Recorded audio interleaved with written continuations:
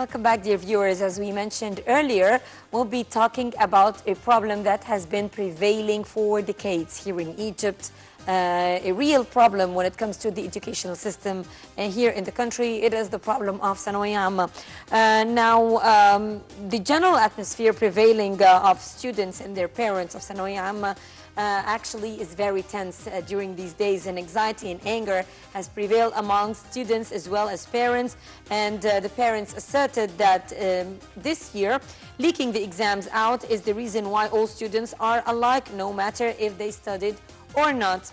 And parents as well as students affirmed that they think that the Ministry of Education should be very careful in not allowing the leaking of the exams prior to its due time. Of course, the stress and the anger of ثانوية عامة, as I mentioned, has been prevailing for decades, but this year with the leakage of the exams, it even added insult to injury. So in order to discuss this issue further, we are very much delighted to have with us here in the studio Dr Aliaa El Dardery. She is Career Development Coach. Good morning to you, Doctor. Good morning. Good morning, Dr. Aliaa. Dr. Aliaa, as Hala just mentioned, that ثانوية عامة is a big hassle for all the students and for their parents as well. So why ثانوية عامة is that a big hassle? Although we do see with other certificates which are equivalent to ثانوية عامة, we do not see the same issues here. Yes.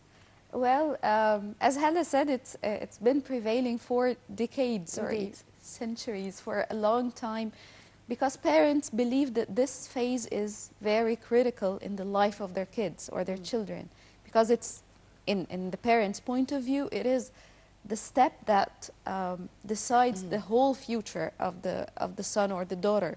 And this is unfortunately not true, because in my job I face a lot of clients who are graduates of pharmacy, engineering and medicine, and they're actually seeking career shift. Indeed.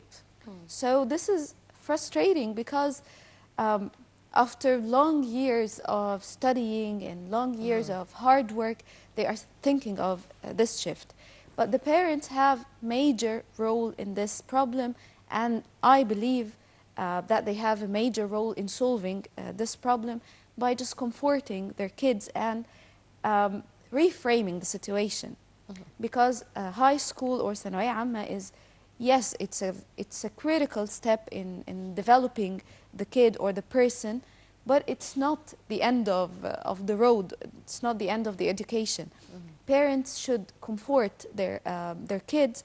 They should motivate them to achieve whatever the kid or the child wants, not what the parent wants.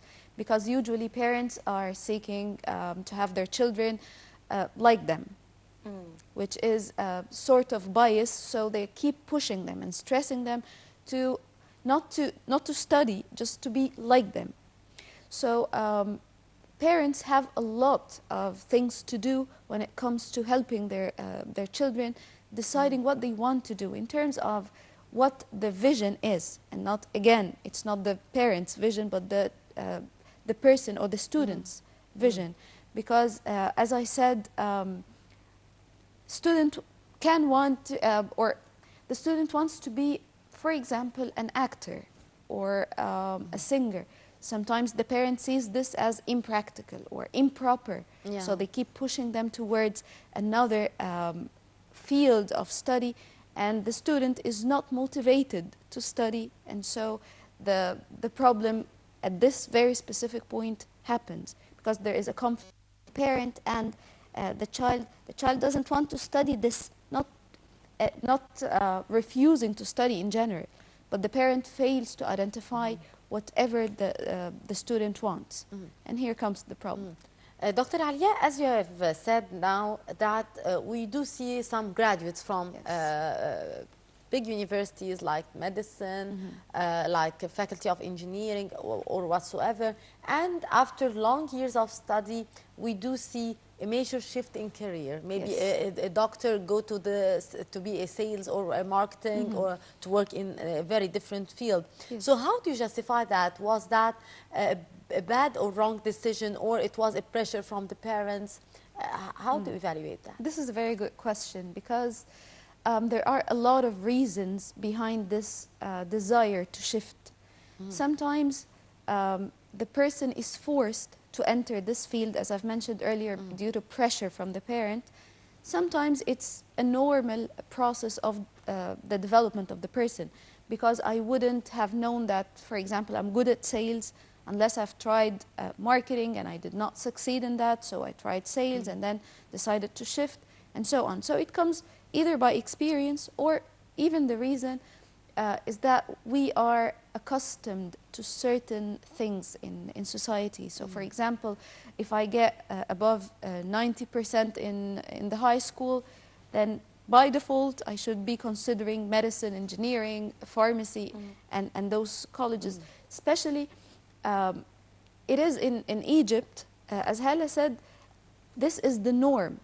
While in fact it's not, because we can see that maybe a physician or an engineer not successful in their own field, but then when they shift to another one, for example, like sales, maybe even business, like opening a restaurant or something, and this has been they might trendy. be more successful. Yes, of course, because this is their passion. This is the area or the field where they excel and where they have skills and motive to work, and that's why we say passion is very important. If you are passionate about what you're doing, then I promise that you'll be successful as long as you do your homework, you have the skills, you have the knowledge, then you'll definitely be shining. Other than that, you'll be just a normal person in the normal life cycle.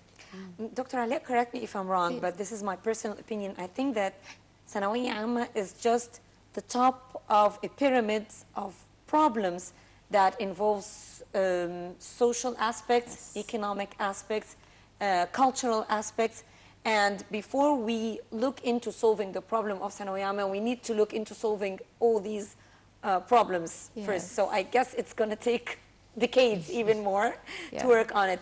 If we're talking about the social aspect, people of lower social standard want their children, or see that if their children join what they call the top faculties, such as the Faculty of Medicine and Engineer, this would this would upgrade their social standard, regardless of whether the students are into it or not. Okay, families believe that vocational training is not good.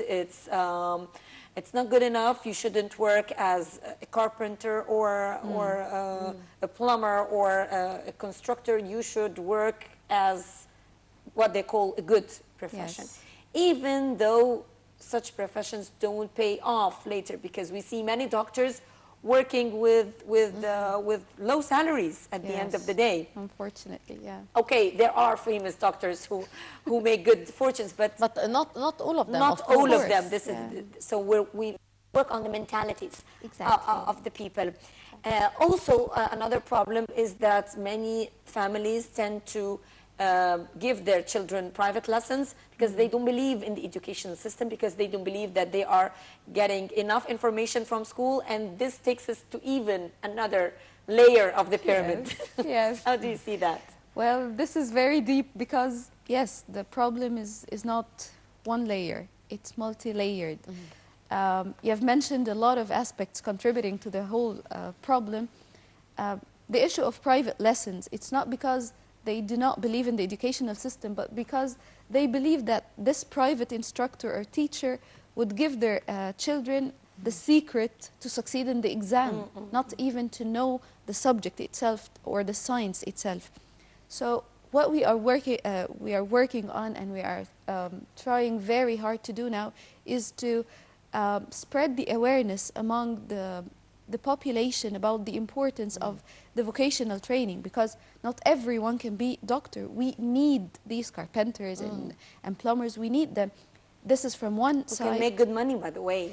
Exactly. This is the second side of it, because you can be very successful in whatever you're doing, and by the end of the day, what is your objective behind working?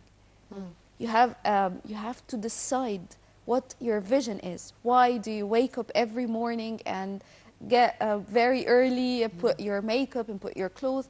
Is it for money? Might be. Is it for being satisfied? Is it for learning something new? This is what we call in our profession career values. as long as you have these career values very clear in front of you, you'll be able to motivate yourself and to direct yourself wherever you want to go.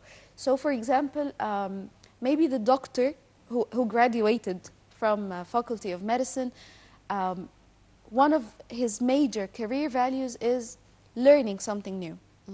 So by the end of his studying, he'll be motivated to learn more. But on the contrary, if this person is not very into learning new things and is seeking money and quick money, then definitely when he works as a doctor, he will not be satisfied. Otherwise, he might go for illegal actions. And this is what we don't, of course, want in our careers. So yes, it's very important.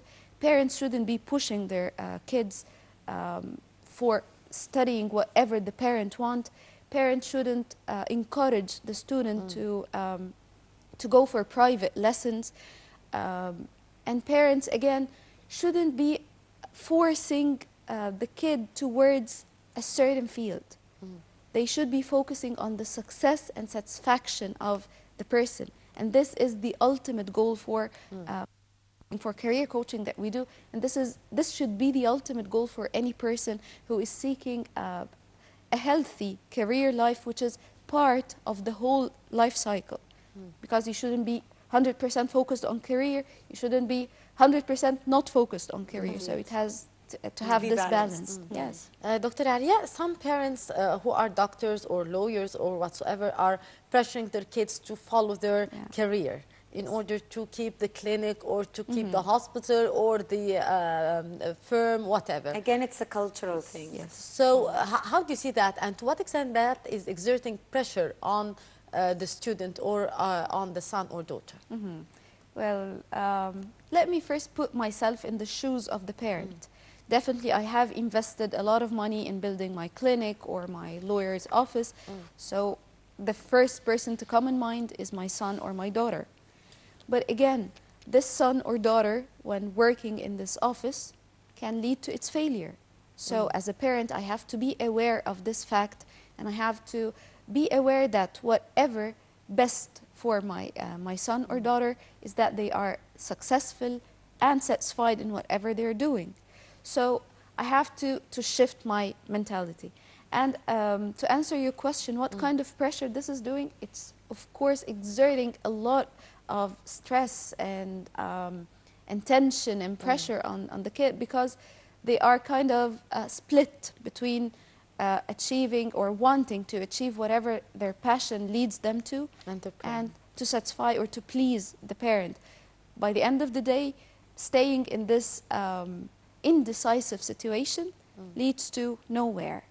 And this is the problem, and this again answers your first question: why do people after studying for 7 or 8 years shift careers? Exactly. What about leaking the exams? Because this led to, I mean, a shock in the society, and many parents were actually angered by what happened, and split opinions regarding what should happen. How do you see that? As you said, let's see the core of the problem. What caused the leakage of the exams? And I'm not talking, of course, about the security issues. I'm talking about the causes that led to this leakage. Because parents or students are very much worried and tensed about the exams, and they want to succeed in this exam and not to acquire knowledge. So we have to correct this part of, you are studying because you are acquiring knowledge, not because you want to succeed. And the problem, again, they want to get high grades in the exams, only to be able to join the college that their parents want them to. And let me tell you the truth, I believe that leakage occurred due to, or occurred with the help of some parents. Of course, of course. So again, why would a parent teach their kids such illegal action, such unethical action? So it's again because of the whole the whole system is corrupt. Yes. I don't actually like using the word corrupt, because we we actually participate in this corruption. But yes, but it's true. But actually, it needs a lot of fixing, and I believe people like you would work on raising the awareness, Dr.